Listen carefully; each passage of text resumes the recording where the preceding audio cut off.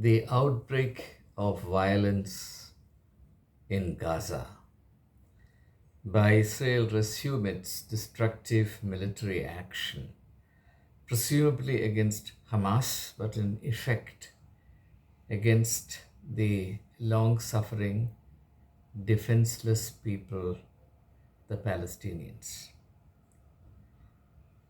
Struck me as the news came last night with a profound sense of evil and suffering in the world.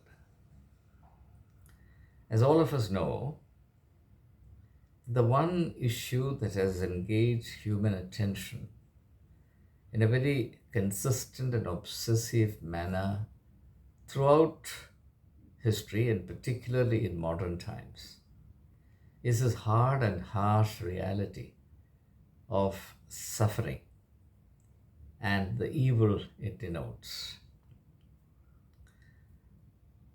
All of history is an attempt, however imperfect, inadequate, incomplete that attempt is on the part of human beings to understand this irreducible element in the destiny of man or human destiny upon the earth.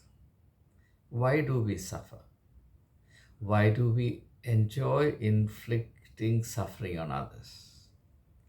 Why do we consider those people great, as in the case of Alexander the Great, or Charlemagne the Great, or Napoleon the Great, who have inflicted maximum suffering, death, and destruction on fellow human beings? What is it that makes suffering inevitable? And what is the nature of this evil that plagues human destiny at all times? This is really the question that's been bothering human beings. It's a question that's been right at the center of my own thought, my own inquiry, my own meditations, my own private prayers, all through my life. I sought it. I sought to attain an understanding of this reality in a variety of ways, whether it is through literature, whether it is through theology, whether it is through philosophy, whether it is through anthropology, sociology, so on and so forth. But I have to say that I've not come any closer to the heart of this mystery. And in the Bible, the book that really addresses this issue in the most astonishing and consistent manner, focused manner, is the book of Job, as all of us know. Job is about the theme of the suffering of the innocent. In fact, the book of Job is constantly in my meditation as I regard the drama that's playing out in the two major theaters of operation at the present time, namely Gaza and then, of course, Ukraine. Uh, why does, for example, one of the questions that bothers me is why does Donald Trump, who is ardently believed by the Christians in the United States as a foremost sponsor, protector, defender of Christianity, why does this very Donald Trump feel this irresistible fascination for Putin, whose penchant for heartless infliction of suffering on others, resulting from his inordinate ambition, his geographical greed, and his lust for power? Uh, why does it increase? Why does it supersede everything else? It's a question that I'm today wrestling with. And if my viewers have any insights on this, please share it with me. So, this reality, this harsh reality of suffering. Now, I remember reading in one of the sermons by St. Augustine that history is like pressing oil out of a seed. And when you press the seeds, uh, it's not only oil that comes out, but also the dreg, the useless part. That useless part, the dreg, is cast out into the drains, whereas the precious oil is gathered. Now, that insight comes out of Saint Augustine's idea of providence and his firm belief that God presides over the affairs of human beings and God guides history. But that belief by itself to me does not resolve the mystery of evil. It raises its own problems, and if I go into the conundrums of those problems, then we lose our way, and therefore I'll only point out this to you, that the mystery of evil, and especially the difficulty in explaining the origin of evil.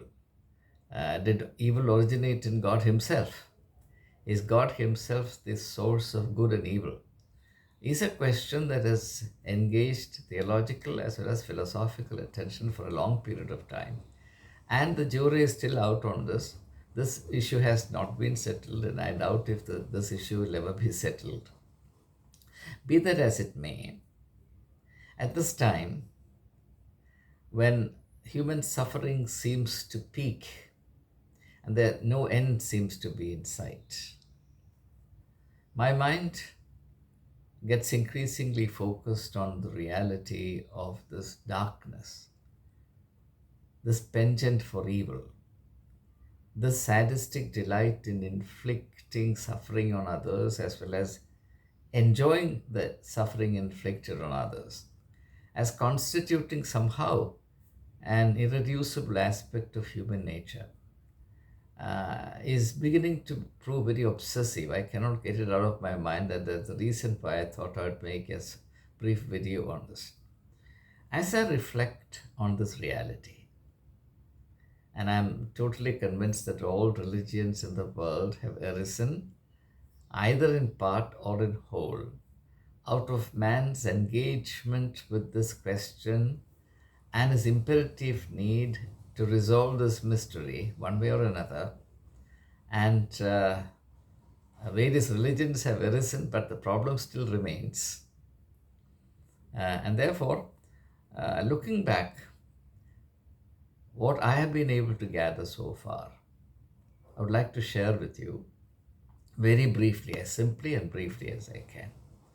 When I review the history of humankind over the last 3,000, 4,000 years, I can identify only two particular perspectives on the reality of evil and the suffering that results from this.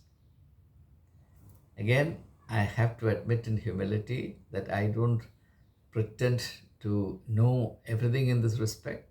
What I'm saying is that these are the thoughts that have occurred to me. This is what I've been able to discover through my study, my research, my analysis, and reflection.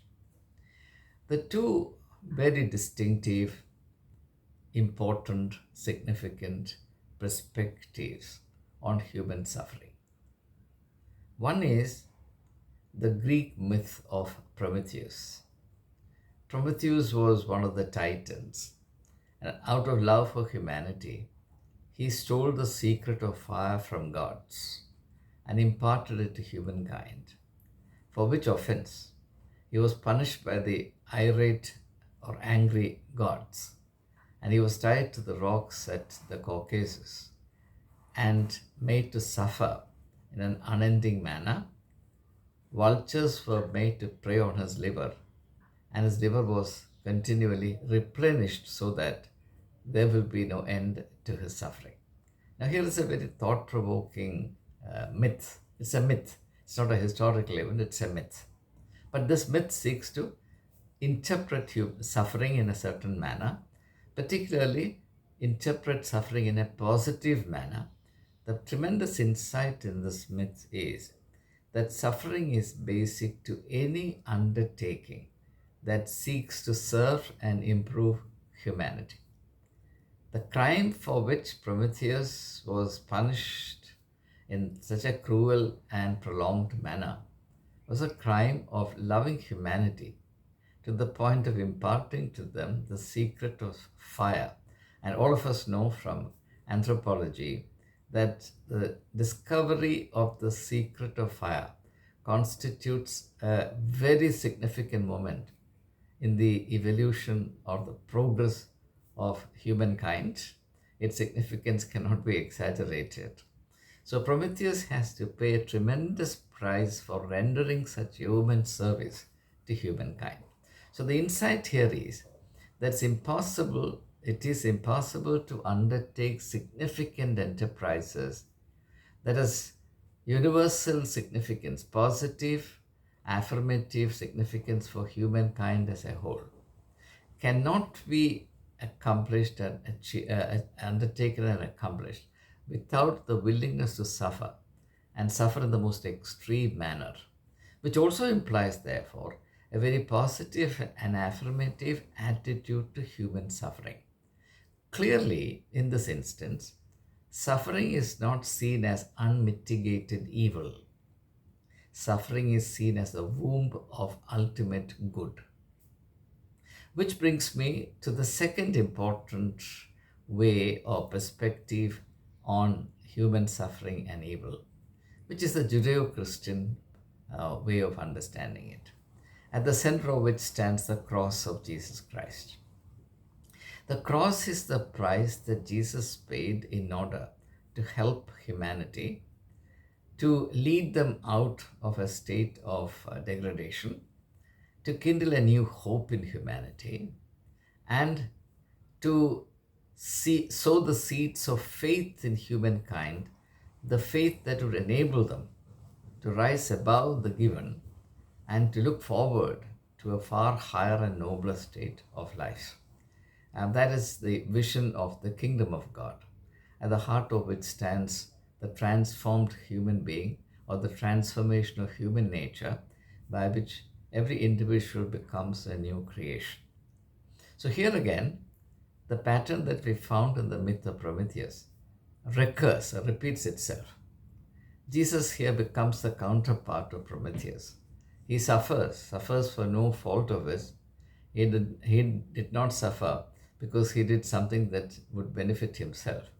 He had to suffer the ultimate suffering because he wanted to enrich humanity, to bring inner freedom and liberation to human beings, and to inaugurate a new culture of universal brotherhood, of justice, and of fellow feeling. So the idea of humankind being renewed in the very foundation of its existence is really the mission that Jesus undertook, for which he had to suffer on the cross. Now, whether or not, now comes a real question, whether or not these insights, whether it's the insight embedded in the myth of Prometheus, or the insight embedded in the historical experiences of Jesus Christ, which Christendom is now into reflecting upon, meditating, etc., during the season of Lent, which will culminate in the Holy Week, at the heart of which stands Good Friday, when meditations on the cross of Jesus Christ, or the crucifixion of Jesus Christ, will be undertaken universally. Meditations of this kind go on and on and on. But the world seems to go from bad to worse. There is no end in sight to the problem of human suffering and of evil. Rather, human beings are losing, or seemingly losing, whatever inhibitions they've had regarding shedding human blood and inflicting suffering on fellow human beings. So what sense are we to make of all this? Now, in this context, I'm reminded of Karl Marx, who said that any meaningful critique of the human predicament on planet Earth must begin with a critique of religions, a critique of religions. I repeat Karl Marx's very significant words. Any meaningful critique of the human condition upon the earth has to begin with a critique of religions. So Marx clearly felt that even though the founders of religion, and he had profound respect for Jesus of Nazareth, but he felt the religions of the world only serve to perpetuate the unregenerate human nature, which becomes then the fountain spring, the source of all this evil and suffering in this world. After all, history is a story of man's cruelty to man. History is the most disheartening demonstration of the perversions in human nature by which one set of human beings believe that their well being, their security, and their ultimate interests are all dependent on the effectiveness with which they either handicap or exterminate another people group that seems to be a hindrance on the path of its progress and well being, which is the greatest of all perversions and misconceptions. So, what are we to do about all this? But if you look at the teachings of Jesus Christ, he has given a way out, though the way out that he suggested seems a bit naive to the wise people of the world. He said, all that you have to do is to love your neighbor as yourself.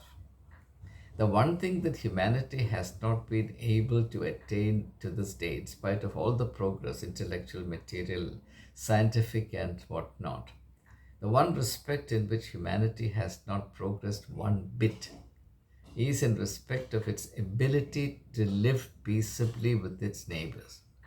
A classic illustration is that of India and China.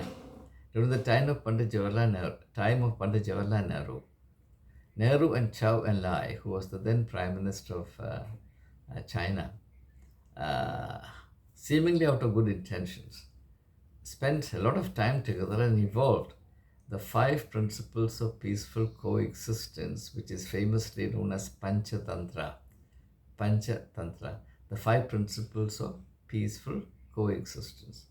Within a very short span of time, China attacked and gobbled up about 12,000 square kilometers of Indian territory.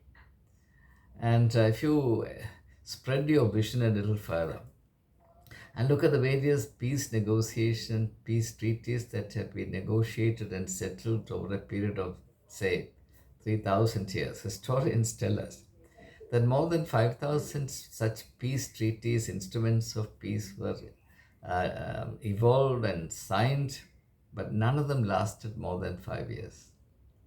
Now, I simply refer you to this reality at a time when President Donald Trump is busy negotiating peace between Russia and Ukraine, which is an interesting case study in itself. I recommend to you, my recommendation may be superfluous, I'm glad if it is, but please carefully follow every detail of what's playing out between Trump and Putin on the one hand, and Trump and Zelensky on the other. It makes a very interesting case study. You will see that world leaders somehow are more reluctant to embrace peace than declare war. It's easier to get into war than to get into peace. And Putin certainly has shown unmistakable signs of his great skepticism about an allergy to peace. But Donald Trump, for reasons known only to himself, holds on to the tail of Putin and thinks that he's a man of peace. And he has declared that it's a lot easier to negotiate peace with Putin than with Zelensky. But we'll have to wait and see if that indeed proves to be the case. Evidence so far has indicated precisely the opposite possibility. But then Donald Trump is Donald Trump, and there's nothing we can do about it. So anyway, last night, as I received the news of Israel resuming large-scale bombing of the Gaza stretch, my heart bled at the thought of the people there. I've been suffering now for 17 months, driven from one end of the land to the other, then back and forth and back and forth. The amount of suffering that we have seen in this region, and particularly the suffering of children, affects me more than anything else in the world. And I really feel sorry for the children of Gaza, just as I feel sorry for the children orphaned in Israel through the misadventure of of Hamas on the 7th of October 2023. Now, all this, if you really take a detached, objective view of it, if you're a member of the Hamas movement, you should really ask yourself, or you're a Hamas sympathizer, You must ask yourself what the Hamas has achieved through that very heroic, romanticized attack on two, three kibbutzes or settlements in Israel. The news of which sent uh, almost every person in Gaza into a delirium, into an ecstasy of enjoyment. And that was captured by the cameras of the world media.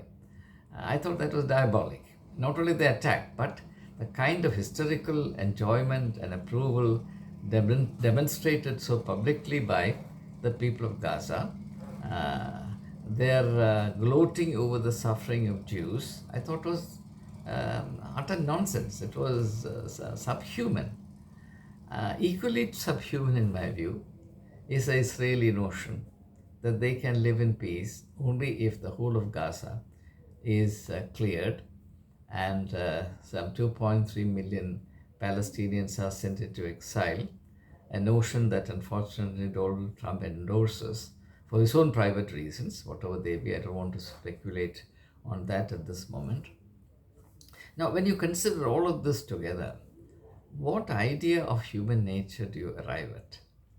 And therefore, let me close this reflection by saying that the ultimate challenge before humankind, the ultimate challenge before each one of us, is not really to solve the mystery of evil.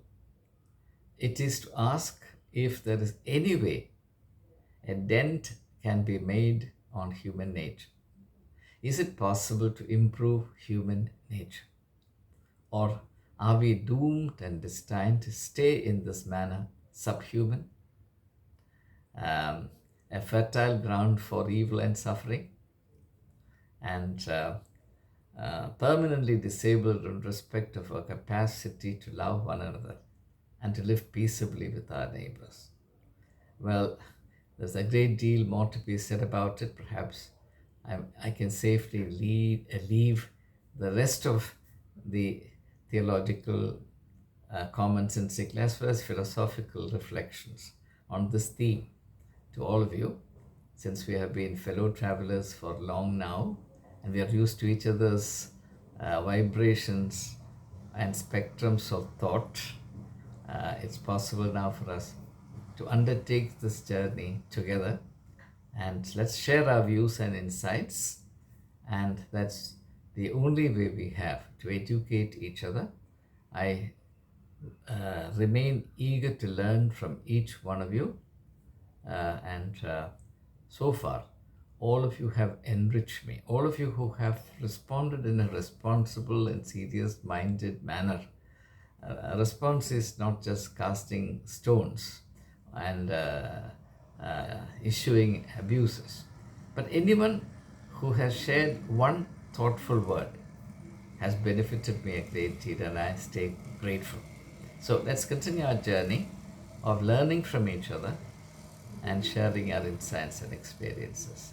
At this time, I close my words, keeping a moment of silence, silent prayer for the people, the suffering people, not just in Palestine, not just in Ukraine, but everywhere in the world, particularly the continent of Africa, as well as people who live in conditions of suffering, man-made conditions of suffering anywhere in the world. And that includes also people who are persecuted for their conscience's sake, people who are denied religious freedom, people who are consigned generations and generations to live in unmanning, degrading poverty, so on and so forth. The mountainous suffering that chokes the world we live in. May God have mercy on us. May God have mercy on us. May God have mercy on us.